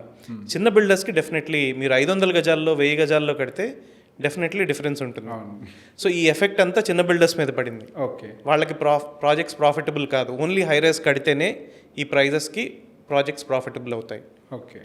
సో మీరు కూడా ఆర్కిటెక్టే కాబట్టి అగైన్ దీంట్లో కంటిన్యూషన్ క్వశ్చన్ అడుగుతాను. ఒక ఇన్వెస్టర్ పాయింట్ ఆఫ్ వ్యూలో అసలు ఒక అపార్ట్మెంట్లో కోర్స్ హియర్ అండ్ దేర్ ఒక 45 to 50% ల్యాండ్ షేర్ ఉంటే మిగతా 50% మనకి కాంక్రీట్ షేర్ ఉంటుంది, కన్స్ట్రక్షన్ కాస్ట్. కరెక్ట్. సో ఇప్పుడు ఏదైతే హై రైస్ స్టైల్లోకి వెళ్తున్నారో మీరు FSI పాయింట్ ఆఫ్ వ్యూలో ఇంటూ 10x ఇట్లా వెళ్ళిపోతున్న పాయింట్ ఆఫ్ వ్యూలో, సో రియల్ ఎస్టేట్ హైదరాబాద్లో నిజంగా రియల్ వెల్త్ క్రియేటర్ అవుతుందా పర్టికులర్గా ఆ కన్స్ట్రక్టెడ్ ప్రాపర్టీ ఈ హై రైస్ పాయింట్ ఆఫ్ వ్యూలో? కన్స్ట్రక్షన్ అనేది డెఫినెట్లీ కావాలి, కానీ ఎంత కావాలి, ఏ ఏరియాలో కావాలి, ఎప్పుడు కావాలి అనేది ఒక పాలసీతో చేస్తే I think it will help. Yes. ఇక్కడ ఇంకొక పాయింట్, ఇప్పుడు that policy should favour both the parties, అటు బయర్ అయి ఉండొచ్చు, సెల్లర్ కూడా అయి ఉండొచ్చు. సో ఇక్కడ ఎవరైతే బయర్ ఉంటాడో అంటే మనలాంటి వాళ్ళు ఇండివిజువల్స్ హై రైజ్ బిల్డింగ్స్లోకి వెళ్ళి అద్భుతంగా కొంటున్నారు, that's good. Consumption point of వ్యూలో ఇట్స్ కంఫర్టబుల్గానే ఉంటుంది. కాకపోతే when they want to resell, as their land share will be very less, undivided land share will be very less. So resale point of వ్యూలో అది డెఫినెట్గా వెల్త్ క్రియేట్ చేసే అవకాశం లేదు. As you said, when compare to the other states, in particular ఈ తెలుగు రాష్ట్రాల్లో ఈ FSI related మనకి ఎటువంటి రెగ్యులేషన్ ప్రాపర్గా లేకపోవటం వలన టూ మచ్ హై రైజెస్కి వెళ్ళిపోతున్నారు అని చెప్పేసి, అది మరి కామన్ పర్సన్ది వెల్త్ని డిస్ట్రాయ్ చేసే అవకాశం లేదా? అసెట్ క్లాసెస్ని లెటస్ అంటే ఈవెన్ రియల్ ఎస్టేట్లో కూడా అసెట్ క్లాసెస్ని డివైడ్ చేద్దాం, డిఫరెన్షియేట్ చేద్దాం. సో ప్రతి రియల్ ఎస్టేట్ అసెట్ క్లాస్లో there is a land component, there is a built component. Land component అనేది generally is an appreciating asset, and build component అనేది కార్ లాంటిది, వాడుతున్న కొద్దీ తగ్గుతూ ఉంటుంది. సో ప్రతి అసెట్ క్లాస్లో ల్యాండ్ కాంపోనెంట్ పెరుగుతూ ఉంటుంది, బిల్డ్ కాంపోనెంట్ తగ్గుతూ ఉండడం వల్ల ఈ రెండిటి యావరేజ్ మన ల్యాండ్ ఆర్ అసెట్ ఇప్పుడు అపార్ట్మెంట్ వాల్యూ పెరుగుతుందా తగ్గుతుందా అనేది డిసైడ్ చేస్తుంది. ప్యూర్ ల్యాండ్, అగ్రికల్చర్ ల్యాండ్ అనేది ఓన్లీ ల్యాండ్ కాంపోనెంట్. అది ప్లాటింగ్ చేయంగానే there is some built component, but mostly majority 90% land component. Then దాని తర్వాత విల్లా తర్వాత అపార్ట్మెంట్ తర్వాత ఇంకా high rise apartment, very less land component and more built component. So అంటే immediate construction time or immediate hype కాకుండా if you look at across 10 years చూస్తే land component అనేది జనరల్గా ఎక్కువ పెరుగుతుంది. సో మీ అసెట్ క్లాస్లో ల్యాండ్ కాంపోనెంట్ ఎక్కువ ఉంటే మీ వాల్యూ ఎక్కువ పెరుగుతుంది, ఓర్ మీ అసెట్ క్లాస్లో బిల్ట్ కాంపోనెంట్ ఎక్కువ ఉంటే తక్కువ పెరుగుతుంది. సో ఇది అర్థం చేసుకుని ఇన్వెస్ట్మెంట్ చేస్తే I think you'll be. So it should be very clear, purely consumption point of వ్యూలో ల్యాండ్ కాంపోనెంట్ ఎక్కువగా లేకపోయినా కొనండి, వాడుకోండి, వదిలేసేయండి. బట్ ఇన్వెస్ట్మెంట్ కూడా మైండ్లో ఉంటే మాత్రం అన్డివైడెడ్ ల్యాండ్ షేర్ ఎంత ఉందో చెక్ చేసుకోవడం అనేది మేజర్ కీ రోల్ ప్లే చేస్తుంది. డెఫినెట్లీ. ఎస్. సో ఇప్పుడు మీరు ఆల్మోస్ట్ మాస్టర్ ప్లాన్ కూడా ప్రిపేర్ చేసేసారు టోటల్ హైదరాబాద్కి. It is listed in your site also. Even prices కూడా అన్నీ మీకు అన్ని అందుబాటులోకి వచ్చిన తర్వాత అవుట్ ఆఫ్ యువర్ ఎక్స్పీరియన్స్ ఏ జోన్స్లో రియల్ ఎస్టేట్ ప్రైజింగ్ మూమెంటం ఇప్పుడు బెటర్గా ఉంది ఈ లో పీరియడ్లో? మేము కావాలని వేర్ ఈ పర్టిక్యులర్ స్పెక్యులేషన్ మేము అవాయిడ్ చేస్తున్నాం. అంటే మేము వాట్ వీఆర్ డూయింగ్ అనేది చెప్తాను. ఈ రోజున మా వెబ్సైట్లో మాస్టర్ ప్లాన్ అంతా డిజిటైజ్ చేసి హైదరాబాద్ పెట్టేశాము. Both HUDA, CDA, HMDA, upcoming ఏదున్నా అంతా డిజిటైజ్ చేసి పెట్టేస్తున్నాం. ఓకే. వీ హ్యావ్ మేడ్ ఇప్పుడు ఒక ల్యాండ్లో ఎక్కడ ఇన్వెస్ట్ చేయాలి అనేది ఆ ల్యాండ్ జోనింగ్ తెలుసుకుని ఇన్వెస్ట్ చేస్తే దానికి తగ్గట్టు ప్రైజెస్ పెరుగుతాయి. ఇప్పుడు ల్యాండ్ జోనింగ్ అని ఒక వర్డ్ వాడారు. మీరేమన్నా దానికి జోనింగ్ మీరేమన్నా సపరేట్గా క్రియేట్ చేశారా? How to identify that zoning? డైరెక్ట్గా విజువల్లీ డిఫరెంట్ కలర్స్ ఉంటాయి జోనింగ్కి. వెళ్ళి క్లిక్ చేస్తే అది ఏ జోనో మా వెబ్సైట్లో ఎక్స్ప్లెయిన్ అసలు ఆ జోనింగ్ అంటే ఏంటి? మెజారిటీ ఆఫ్ ద పీపుల్కి తెలిసింది ఏంటి అని అంటే ఎక్కడ రేట్లు పెరిగితే అక్కడికి వెళ్ళి కొనాలి. బట్ నేను ఒక వెల్త్ మేనేజర్గా నాకుండే కాన్సెప్ట్ ఏంటి అని అంటే ఒక్కసారి అది మార్కెట్లోకి న్యూస్ వచ్చింది అని అంటే ఇట్స్ ఆల్రెడీ హైట్. ఎవరైతే లాస్ట్లో కొంటారో వాళ్ళు బలిపసులు అవుతారు. 5 సంవత్సరాల నుంచి 10 సంవత్సరాలు రిటర్న్స్ చూడకుండా ఇరుక్కుపోయి ఉంటారు. ఇనీషియల్ స్టేజ్లో ఐడెంటిఫై చేయడం రియల్లీ మ్యాటర్స్. ఇది పెరగచ్చు అనేది. సో ఈ జోనింగ్ ఎట్లా హెల్ప్ అవుతుంది అసలు మనం ఐడెంటిఫై చేయడానికి? సో జనరల్గా మనకి రెసిడెన్షియల్ మన మాస్టర్ ప్లాన్లో వేరియస్ రెసిడెన్షియల్ జోన్స్ ఉన్నాయి. R1, R2, R3 కామన్గా వినుంటారు. కాకుండా peri urban zone, conservation zone అంటే అగ్రికల్చర్, మ్యానుఫ్యాక్చరింగ్ జోన్, ఇలా వేరియస్ కమర్షియల్ జోన్, ఇలా వేరియస్ జోన్స్ ఉన్నాయి. సో మీకు ఓన్లీ రెసిడెన్షియల్ జోన్స్లో లేఅవుట్స్ చేయడానికి కానీ అపార్ట్మెంట్స్ కట్టడానికి కానీ పర్మిషన్స్ వస్తాయి. మీరు వెళ్ళి పొరపాటున 111 geo land bio conservation zone కొంటే ఎలాంటి పర్మిషన్స్ రావు. సో ఇప్పుడు ఏ డెవలప్మెంట్ లేని ఏరియాలో అన్ని ఫామ్ ల్యాండ్స్లా కనిపిస్తుంటాయి. కానీ ఏ జోన్కి అయితే పర్మిషన్స్ రెసిడెన్షియల్ ఆర్ కమర్షియల్ జోన్కి పర్మిషన్స్ వస్తాయో ఆ ల్యాండ్స్ కొనుక్కుంటే they'll appreciate much more. Okay. So ఆ పర్మిషన్స్ వచ్చిన తర్వాత it will be updated. So ప్రాక్టికల్గా అంటే ఇప్పుడు OneAcre.in అనేది పక్కకు పెడితే ఇంకెక్కడైనా అసలు ఎట్లా తెలుసుకుంటారు? అసలు OneAcre.in లేదు ఇప్పుడు అనుకుందాం. ఇప్పుడు మీ దాంట్లో లిస్ట్ చేశారు ఏ జోన్స్ ఏంటి అనేది. అసలు లేదు అన్న కండిషన్లో ఎక్కడ? సో ఇన్ఫర్మేషన్ అనేది ఇప్పుడు ఈ జోనింగ్ ఇన్ఫర్మేషన్ అనేది హెచ్ఎండిఏ వెబ్సైట్లో వాళ్ళు ఇమేజెస్ JPEG ఫార్మాట్లో పెట్టారు. ఓకే. అలా ఒక 18 to 20 మండల్స్ ఉన్నాయి. ఒక్కొక్కటి వెళ్ళి చూసుకోవాలి. సర్వే నెంబర్ వైజ్గా విలేజ్ చూసుకోవడం as a layman it is a very tough job. Okay. So ఇది ఒక ప్రాబ్లం. ఈ ప్రాబ్లమ్ని ఐడెంటిఫై చేసాం. ఇలా వేరియస్ అదర్ ప్రాబ్లమ్స్ని ఐడెంటిఫై చేసాం. సో మా మ్యాప్ వ్యూ అనేది ఇప్పుడు మీరు ఓన్లీ మాస్టర్ ప్లాన్ చూడొచ్చు దానిలో, ఆర్ లేక్స్ FTL డేటా ఉంటే చూడొచ్చు. సర్వే నెంబర్స్ కూడా we have it on our platform. So ఫ్యూచర్లో we want to map all the upcoming expressways. Okay. ఇప్పుడు 4th సిటీ వస్తుంది, అందరూ 4th సిటీ అంటాం. ఈ ఇన్ఫర్మేషన్ ఎక్కడో ఒక చోట ఉంది, కానీ ఆ ఇన్ఫర్మేషన్ అంతా ఒక చోటకి తీసుకొచ్చి మా మ్యాప్లో ఉంటే ఎక్కడ కొనాలి, ఎందుకు కొనాలి అనే దాన్ని we are leaving it to the investors. Okay. We want to be a neutral platform. ఇప్పటి వరకు రియల్ ఎస్టేట్లో information is the biggest challenge. In fact దాన్ని హైడ్ చేస్తారు. వాళ్ళకు అవసరమైనప్పుడు ఆర్టిఫిషియల్ డిమాండ్ని కూడా క్రియేట్ చేసుకుంటూ ఉంటారు. సో ఇప్పుడు as of now you identified a gap there. ఈ ఇన్ఫర్మేషన్ అనేది బాగా గ్యాప్గా క్రియేట్ అయింది. So where there is information there will be a solution also. దానికి సంబంధించి మీరు ఏదో కోడ్ కూడా పెట్టారు మీ సైట్లో చూసారు. What was that? Every problem is an information problem. Exactly. Yes. Right. So you are solving with the information. ఈ గతంలో నేను సుచీర్ ఇండియా చైర్మన్ ఇంటర్వ్యూ చేసినప్పుడు కూడా he was telling the same. అసలు ఎట్లా ఒక ఇన్వెస్టర్ అసలు ఈ ప్రాబ్లమ్స్ నుంచి ఎస్కేప్ అవ్వాలి అని అంటే it is all about how you do your research అని చెప్పారు. Research needs information. So information gather చేయటంలోనే మనం లాగ్ అవుతున్నాం. ఇందాక మీరు ఒక మాట కూడా చెప్పారు. సరే అది నా మాటగానే చెప్తాను, నేను చెప్పేదే. మీ మాట నా మాట ఏదైనా కానివ్వండి, రియల్ ఎస్టేట్ మనకు తెలుసు అని అనుకుంటాం, కానీ రియల్ ఎస్టేట్ మనకు తెలియని ప్రపంచం చాలా ఉంది. ఆ రియల్ ఎస్టేట్లో మీరు చాలా ప్రాబ్లమ్స్ సాల్వ్ చేసే ప్రయత్నం కూడా చేశారు. ఇంకా కొన్ని ప్రాబ్లమ్స్ మీరు ఏం ఐడెంటిఫై చేశారు? అండ్ ఒక ఇన్వెస్టర్ పెట్టే ముందు ఎటువంటి వాటి గురించి ఖచ్చితంగా రీసెర్చ్ చేయాల్సిన అవసరం ఉంది before investing? It could be related to the legality, could be related to the growth. మనం ఎంతమందితో మాట్లాడినా మోస్ట్లీ హైదరాబాద్లో మాట్లాడుంటాం. యా. సో మనకు కొంత అండర్స్టాండింగ్ ఉంది, రియల్ ఎస్టేట్ ప్లేయర్స్ ఉన్నారు, ఒక సైడ్ ఒక 2-3 హైవేస్ వైపు అండర్స్టాండింగ్ ఉంటుంది. ఓవరాల్గా అండర్స్టాండింగ్ ఆర్ ఒక ఇండివిజువల్ కెపాసిటీలో ఆ ఇన్ఫర్మేషన్ అంతా చూడడం అనేది ఆర్ తెలుసుకోవడం అనేది ఈజ్ ఇంపాసిబుల్. ఒక ఇన్ఫర్మేషన్ తెలియవచ్చు, హెచ్ఎండిఏ వెబ్సైట్లో చూస్తాం, ఇంకొకటి ధరణిలో ఆర్ భూభారతిలో మనం వెళ్ళి సర్వే నెంబర్ చూస్తాం, ఇంకొక చోట ఇదేదో ఫోర్త్ సిటీ వస్తుంది, ఆర్ ఇంకెక్కడో ల్యాండ్ ఎక్విజిషన్ డాక్యుమెంట్లోకి వెళ్ళి ఈ రతన్ టాటా రోడ్ ఎక్కడొస్తుంది అనేది ఐడెంటిఫై చేస్తాం. ఇదంతా కోరిలేట్ చేసుకోవడానికి humanly it is very tough. ఇదంతా విజువల్లీ ఒక చోట కనిపించగలిగితే smart people will make smarter investments. దానికి పెద్ద రియల్ ఎస్టేట్ ప్లేయర్ అవ్వాల్సిన అవసరం లేదు.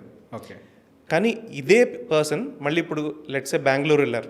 Bengaluru is all different game.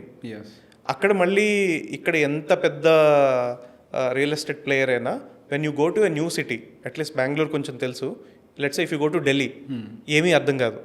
So అదంతా అర్థం చేసుకోవడానికి జనాలకి 10 ఏళ్ళు పడుతుంది.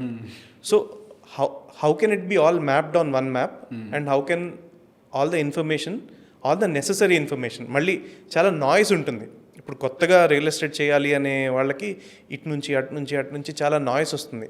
How to filter out the noise, what are the important factors అనేవి మేము ఫిల్టర్ అవుట్ చేసి ఇంపార్టెంట్ ఫ్యాక్టర్స్ అన్నిటినీ మా మ్యాప్లో visually we're trying to consolidate చేస్తున్నారు డేటాస్ మొత్తాన్ని. సో ఒక దగ్గర మనం దాన్ని చదవగలిగితే then we can understand most of the కేసులో. ఎస్, అంతే, రైట్. ఓకే, ఇప్పుడు కొంచెం మీ పర్సనల్ పాయింట్లోకి వద్దాం. సో మీరు ఎంటర్ప్రెన్యూర్గా తీసుకున్న ఫెయిల్ అయిన డెసిషన్స్ ఏమైనా ఉన్నాయా? డెఫినెట్లీ. అంటే రోజు ఫెయిల్ అవుతూనే ఉంటాము, ఓన్లీ సక్సెస్ అయినవే బయటికి కనిపిస్తూ ఉంటాయి. సో మేము అంటే ఇది 1acre.in చేయకముందు నేను ఫెయిల్ అనను, కానీ ఇంకా మల్టిపుల్ బిజినెసెస్ ఇద్దరం కలిపి we wanted to do hospitality, వెళ్ళి క్యాంపింగ్ సైట్ సెటప్ చేసాము, అక్రాస్ సౌత్ ఇండియా బ్యూటిఫుల్ లొకేషన్స్లో చేయడానికి సెటప్ చేసాము.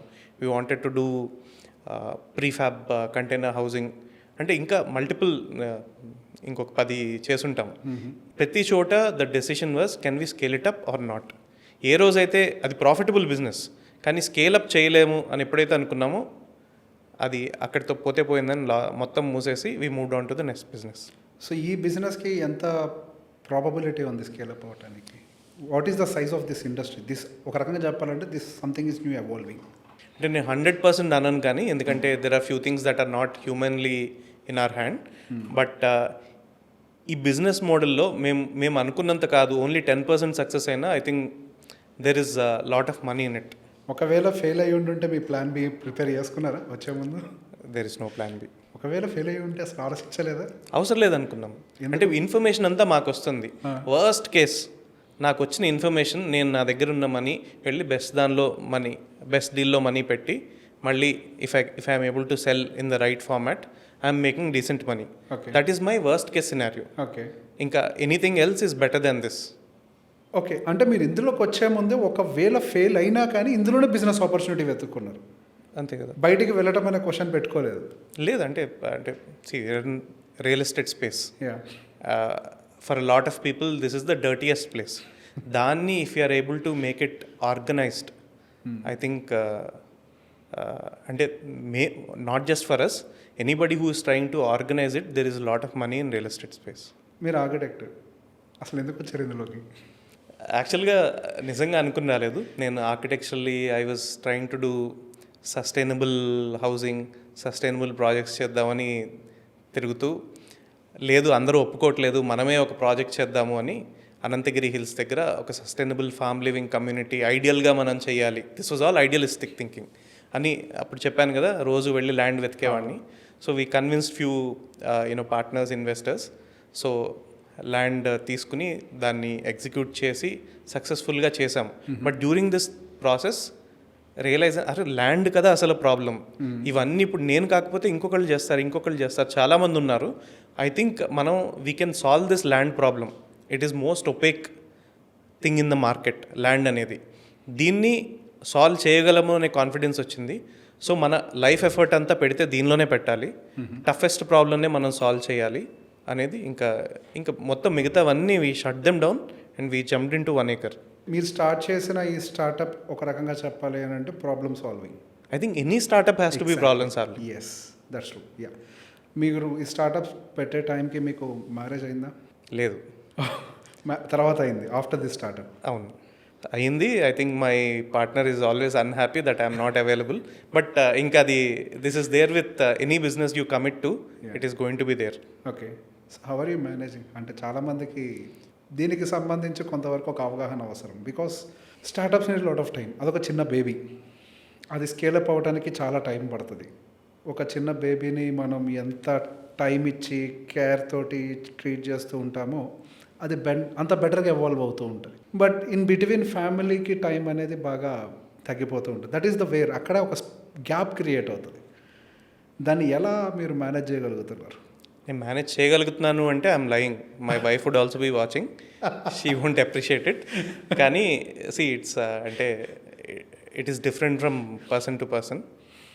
The scenarios that you have are different, but I leave it there. Okay.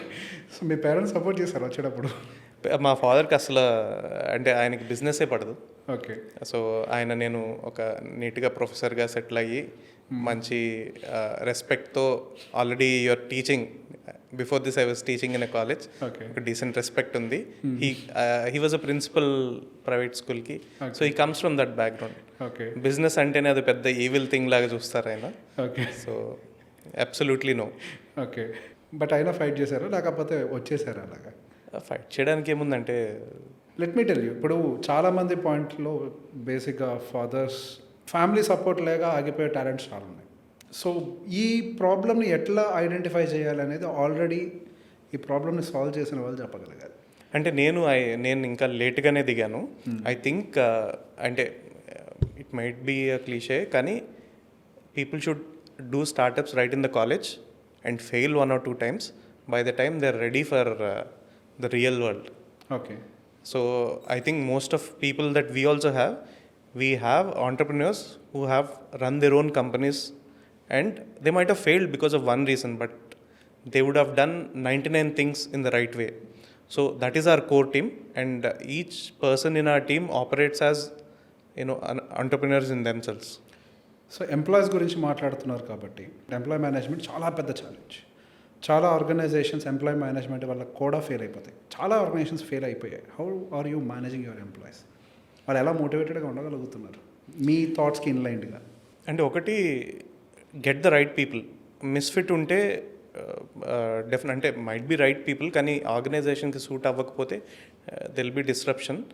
We avoid that and ఒక్కొక్కరిని nurture చేసి and ideally వాళ్ళకి కొంత their own thinking, they'll be able to lead in the future. So ఈరోజు నన్ను నేను replace చేసుకోవడానికి చూస్తున్నాను. నేను చేసే జాబు వాళ్ళు ఇంకొకరితో రిప్లేస్ చేసుకోగలుగుతారా లేదా ట్రైన్ చేయగలుగుతారా అని చూసుకుని that is how I think the company grows. Okay. So when it comes to the capital issues, a part of capital issues సహజంగా హియర్ అండ్ దేర్ వస్తుంటాయి, పోతూ ఉంటాయి. A part of this from employees, from client sides అయి ఉండొచ్చు. మీరు face చేసిన ఇంకా వేరే ఇతర ఆపరేషనల్ ఇష్యూస్ ఏమైనా ఉన్నాయా, ఛాలెంజెస్? డెఫినెట్లీ. అంటే when to scale, what is the right time to scale అనేది ఈజ్ అ బిగ్ ఛాలెంజ్. ఎప్పటికప్పుడు ఇట్ ఈస్ వెరీ టెంప్టింగ్. ఇప్పుడు generally if I would have taken funding, it is all about, నాకు అర్థమైన దాని వరకు ఎప్పటికప్పుడు ఆ నెంబర్స్ చూపిస్తూ ఉండాలి, స్కేల్ అవుతూ ఉండాలి. స్కేల్ కరెక్ట్ డైరెక్షన్లో అవుతున్నామా లేదా అని ఆలోచించుకునే టైం కూడా ఉండదు. ఓకే. ఎప్పుడు ఆగాలి, ఎప్పుడు గ్రో అవ్వాలి, ఎంత మనీతో గ్రో అవ్వాలి అనేది I think is very important. ఇప్పుడు మీ స్టార్టప్ సక్సెస్ఫుల్ అయినా? I would say yes. I think we are in that direction. మేము అనుకున్న డైరెక్షన్లో వెళ్తున్నాం. డిఫైన్ సక్సెస్ మీకు తెలిసింది మీ మాటల్లో. అంటే నేను సక్సెస్ని జర్నీగానే చూస్తాను. ఫైనల్ అవుట్పుట్ అనేది ఐ థింక్ అది కంటిన్యూస్ ప్రాసెస్. అది ఇప్పటిదాకా చేయాలనుకుంది చేస్తూ ఎంజాయ్ చేస్తున్నాం కాబట్టి I feel it is a success. Okay. ఇక్కడ ఈ ఎంజాయ్ చేస్తున్నారన్న మాటలో నాకు ఇంకొక ప్రశ్న వచ్చింది. సో దీస్ డేస్ జెన్జీ విషయంలో చాలా కన్సర్న్స్ రేస్ అవుతున్నాయి. ఈవెన్ మా అన్న వాళ్ళ హాస్పిటల్లో ఇంటర్న్స్ పాయింట్ ఆఫ్ వ్యూలో కూడా ఈవెన్ దేర్ డాక్టర్స్ గంట ఎప్పుడు కొడతారని ఎదురు చూసే కండిషన్కి వచ్చారు. ఇన్ ఎవ్రీవేర్ యాక్చువల్లీ, ప్రతి చోట. ఐ థింక్ మా దగ్గర ఉన్న we also have Gen Zs. I'm actually inspired by అంటే how the amount of clarity they have on at that age. నేను 21 yearsకి ఏం చేశాను అంటే I was doing random things. So చాలా క్లారిటీతో ఉన్నారు. Only right place. వాళ్ళకి చేయాలనుకుంటే ఎంతైనా చేస్తారు, చేయాలని లేకపోతే వాట్ ఎవర్ యూ ట్రై, అంటే మనీని చూపించో లేకపోతే ఇంకొకటి చూపించో కంట్రోల్ చేసో, because we're trying to apply old world rules to the new generation. వాళ్ళకి ఏం కావాలి, వాళ్ళకి కావాల్సింది ఎలా ఉంది దాన్ని మనం చేస్తే they will give us more output అనేది I think that is how it has to be put to them. ఒక ఫుల్ ఎనర్జీ తోటి ఒక యంగ్ పర్సన్ మీ ముందరకు వచ్చి నేను కూడా స్టార్టప్ పెట్టాలి అనుకుంటున్నాను అని అంటే మీ అనుభవంతో వాళ్ళు ఎలా గైడ్ చేస్తారు, ఏం చెప్తారు, మీరు మనసులోంచి వచ్చే మాట ఏం చెప్తారు? డెఫినెట్లీ చేయమనే అంటాం. అంటే you may not succeed in this, but అది దిగితే కానీ తెలియదు ఎందుకు ఫెయిల్ అంటే it is different from person to person. అది దిగితే కానీ తెలియదు అంటే what is my strength, what is that I enjoy, ikigai అంటాం మనం. సో నాకేది ఇష్టం, నాకు ఏ స్కిల్ ఉంది, మార్కెట్లో ఏ స్కిల్కి మనీ పే చేస్తారు, ఇవన్నీ కలిస్తేనే it will be a successful startup. So ikigai is one of the అంటే మేము చేసిన ఒక కమ్యూనిటీని we named it Ikigai. Okay. So and I still believe in ikigai. So each ఇండివిజువల్కి it is different journey. Nobody can guide you what is the right way to do it. అది దిగి తెలుసుకుని ఆ ఒక్క పర్టికులర్ ఇష్యూకి you can get guidance, కానీ ఓవరాల్గా what is the right way of getting into business అనేది nobody has an answer for it. So మన దగ్గర ఉన్న ఎకో సిస్టమ్ ఫర్ స్టార్టప్, ఇందులో ఉండే సమస్యలు ఏంటి? ఐజెసే లైక్ ఇప్పటి వరకు ఎకో సిస్టమ్ ఏదైనా స్టార్టప్కి ఉంది అంటే అది చాలా చిన్నది, చాలా చిన్న ప్రపంచం. మ్యాక్సిమం ఉంటే కొంతవరకు టెక్నాలజీకి సపోర్ట్ చేసే స్టార్టప్ ఎకో సిస్టమ్ మాత్రమే, ఇంక్యుబేటర్ సిస్టమ్స్ ఇవన్నీ చాలా చిన్నగా ఉన్నాయి. సో మన ఇండియాలో నిజంగా ఒకవేళ గవర్నమెంట్ దాన్ని పెంచగలిగితే అంత పొటెన్షియల్గా గ్రో చేయగలిగే యంగ్ పర్సన్స్ ఉన్నారా? స్టార్టప్స్కి నిజంగా అంత డిమాండ్ తీసుకొచ్చేటువంటి అంటే ఆ పరిస్థితులు ఉన్నాయి, నిజంగా స్టార్టప్స్ రాగలుగుతాయా గవర్నమెంట్ సపోర్ట్ చేసి? అంటే one good thing is anything that you do in India is very scalable. Okay. So అది నేను విత్ హెల్ప్ ఆఫ్ గవర్నమెంట్ అనను కానీ ఇన్స్పైట్ ఆఫ్ గవర్నమెంట్ అంటాను. Whatever India is doing, okay, government support చేస్తే well and good. I think there are few directions, few steps in that direction. చేస్తుందో ఇప్పుడు? అంటే మేము we haven't dealt with government. Why? అవసరం రాలేదు.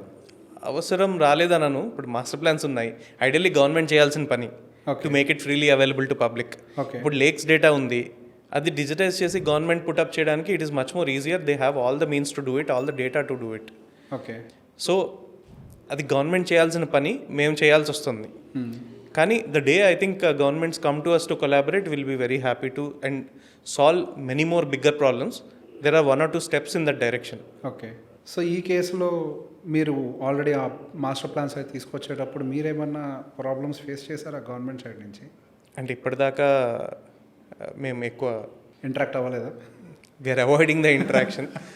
అంటే అడిగి నో చెప్పించుకోవడం ఎందుకు అని అడగకుండా మా పని మేము చేసుకుంటాం. హౌ అంటే డేటా అంతా ఎట్లా దొరుకుతుంది? I mean online source. ఇప్పుడు మాస్టర్ ప్లాన్ అనేది ఎగ్జాంపుల్ చెప్తాను. ఇప్పుడు లేక్స్ అనేది డేటా లాటిట్యూడ్ లాంగిట్యూడ్ పాయింట్స్ కింద హెచ్ఎండిఏ వెబ్సైట్లో పెట్టి ఉంది, డేటా అంతా ఉంది. ఓకే. దాన్ని ఎలా ప్రాసెస్ చేసి మోర్ యూజర్ ఫ్రెండ్లీగా ప్రజెంట్ చేయాలన్నదే మేము చేసింది. Okay. So I don't think there is any clash. I think we can co exist with government. Okay. Okay. So చాలా ఇన్ఫర్మేషన్ మా కోసం షేర్ చేశారు. అండ్ గోయింగ్ ఫర్దర్ ఈ రియల్ ఎస్టేట్కి సంబంధించి ప్రాపర్ అవేర్నెస్ క్రియేట్ చేయాల్సిన అవసరం ఉంది. ఏదైతే మనకు తెలుసు అని అనుకుంటున్నామో కానీ తెలియని అంశాలు ఎన్నో ఉన్నాయి. ఆ తెలియని అంశాల వల్ల చాలామంది ఇరుక్కుపోతున్నారు. సో దీని అన్నిటికీ ఒకటే సొల్యూషన్, మనం అవేర్నెస్ క్రియేట్ చేయగలగటం. When there is an awareness, when there is a knowledge, problem solving అనేది ఆటోమేటిక్గా వస్తుంది. So going further will make more shows like this and will try to create more awareness in Telugu states. Thank you so much for giving your time. Thank you, Revan. Yeah.